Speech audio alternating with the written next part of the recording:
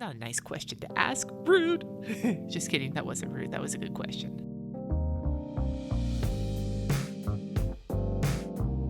Hi everybody, today is Tuesday, April 23rd. This is day 23 of Plan As You Go, where I show how I use my bullet journal, my Erin Condren, and my power sheets in tandem for an entire month. I have to kind of hustle through today because I have a podcast interview this morning that I'm really excited about. I'm excited about all my interviews.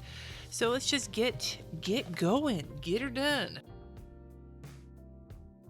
The only thing I got done besides my habits yesterday was getting the conversation rolling with my sisters about when we might go to Oregon together this year, and we have dates potentially nailed down. So that started this process of summer days off. Today I will be cooking with asparagus. I had to shift my meal plan around a little bit because my husband has band practice this week now. I've also done a little bit of thought I need to put into my Go Wild presentation. So that's moving along. It's not there yet, but it's moving along. Today, I will likely not be doing a lot of the stuff on here besides cooking with asparagus because I have some other work that needs to get done first. But I'm going to set this to the side just in case. Now, looking at that list yesterday, I got everything done except for one of those things that I can work on today. We wound up needing to go shopping for both kids for different things they need for school. And those shopping trips turned into a couple of different trips because we could not find a swim shirt for my son.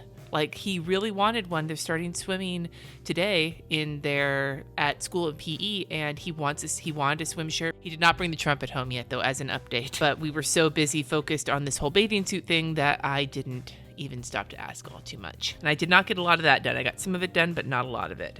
We did not wind up going to the move-in party either. We were stuck with this shopping excursion that wound up dragging into the evening. And I did run laundry. And the other thing is this dinner situation got moved around. Jesse has band practice, which I'm about to put in. And so I wanted him to be there for this dinner. So we're doing that tonight. We did tacos last night, and the hot dogs are going on band practice night because it's easier that way. But I don't need to look at the meal plan for that because I have no problem being flexible as to when meals happen as long as I know they're happening. And I know I have the stuff, and if I have to use a crock pot, which I don't need to worry about this week, I can set that up on time. So the first thing I'm going to do is enter in that Jesse has band practice on Wednesday night. I have some questions from you guys for today's video. The first one's from M, who said, if you have to stop using one of your planning tools, which would it be, Erin Condren, Bujo, or Power Sheets? That probably would change depending on when you asked me. Currently, when I took a screenshot of that question and I was like, I wonder. My very first thought was I would get rid of my Erin Condren probably because I could try and recreate it in my bullet journal. I don't want to do that. I really don't want to do that. But if I had to rank them in terms of which one I would get rid of first, it would probably be my Erin Condren first, then my power sheets, and then my bullet journal. Because I could recreate a bunch of shit in my bullet journal. But I really, really, really don't want to. That's why I keep my Erin Condren around because I love it. It's not a nice question to ask. Rude. Just kidding. That wasn't rude. That was a good question.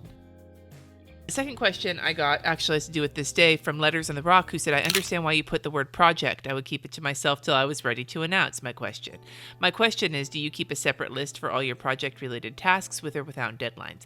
I do, but it's not in any of my planners. The shit I might brainstorm in my planner and just cover it up with a Post-it or not show you. But right now, a lot of the planning that I'm doing is actually using Google Calendar and Google Docs. So looking at today, I have the interview, I have to film a couple of projects, I need to post for my patrons, I have to pick up dry cleaning allegedly, and my book club goes live today. But I did get that scheduled yesterday, so it's just keeping an eye on responses in my emails. The other two things I want to put on here, and I want to make them kind of big because just this is going to take up a good chunk of my day, along with these two things right here take up the majority of my work day. So I don't have a lot of extra time. I need to finish this planning, and I need to fold all of that laundry that I did all the laundry yesterday, didn't fold shit.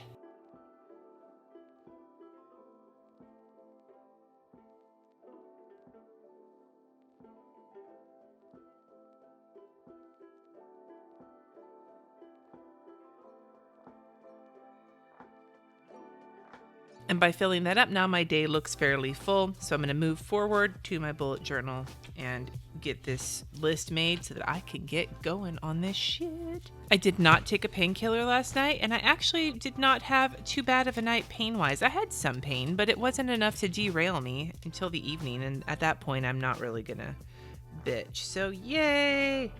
I have broken up the wall of teal. Woohoo! The doodle for the day for SpongeBob is Perch Perkins. And really quick, Rachel Etheridge asked, could I let you know what this and the nude nail polish I was wearing last week? And I'm not wearing it. I'm giving my nails a breather. So the last couple of colors I was wearing, the nude one was called, I think, Second Nature. And the rosy gold one that I was wearing is, I think, called something like Rose Granite. They're both in cocoa. I got them from Ulta, maybe from Walmart. I went to Walmart. I don't usually go to Walmart, but I went in for something and I saw some of the nail strips there, so I may have gotten one of them from Walmart. I don't remember. I don't have the packaging for either of them, and I feel like Ulta discontinued some of the solid colors like that Second Nature, so I'm not sure if they're still available or not.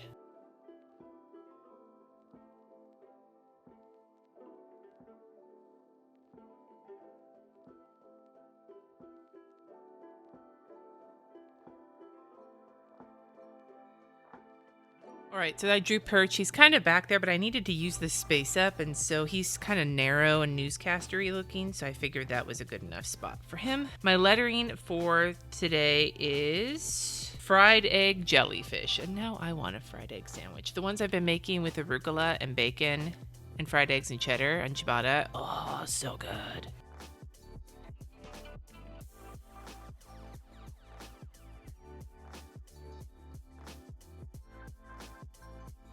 Let me check off things I did yesterday. I think I did a couple of the things on here.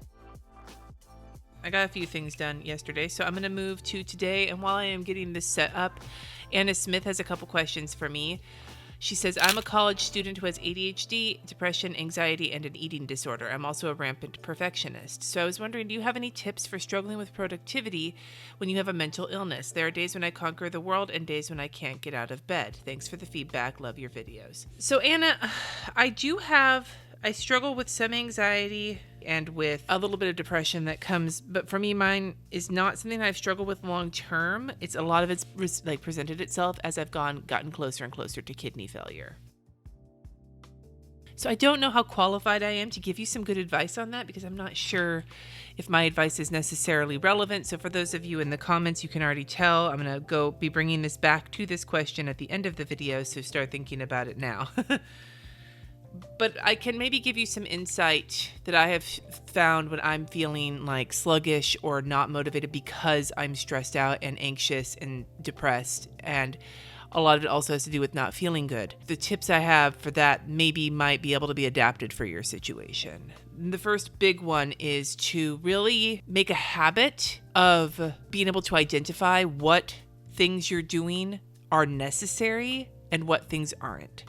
Because that way, if you're getting good at identifying those things, when you get to a point where you have no energy and you can't do anything, you'll know what things have to get done and what things can be dropped. That's a big thing, because if you can accomplish at least one thing you need to accomplish, it might give you at least a small amount of motivation to keep going.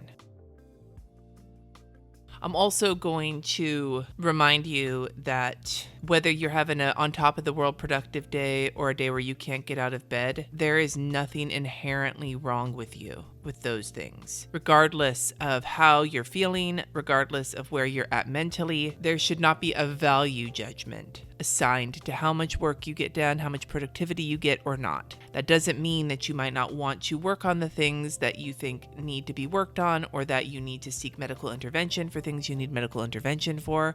What I am saying is that medical intervention, being depressed, staying in bed, being productive, all of those things, they just are. They're not inherently good or bad. They don't make you inherently good or bad. They just are. So if you could think about them as situations that you are coping with at a time, rather than situations that determine your worth and your value, that may at the very least help you disengage from this idea that, like, if you're staying in bed all day because you're having a really bad day, that somehow you're a shitty person because of that, or that your life is going to suck ass because of that. For me, I have found that the more I am able to identify parts of my life kind of dispassionately, as in okay, I'm having a rough day because my kidneys hurt and they hurt, and that's a thing that is happening, and what choices am I going to make about that?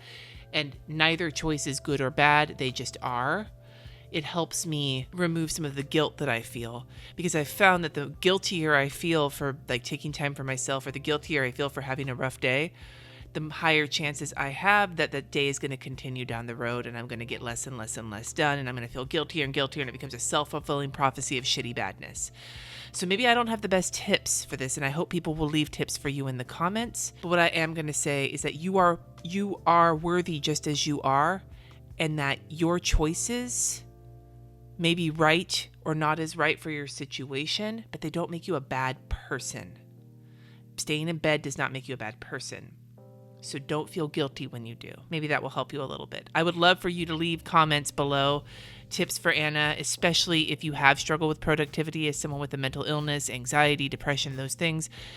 Give Anna your tips on how to cope on those days, because I don't think I have the best tips in the world, but I'm sure the community does. But I think you're great, Anna, just as you are, and I'm here to support you. Thank you for coming to my TED Talk.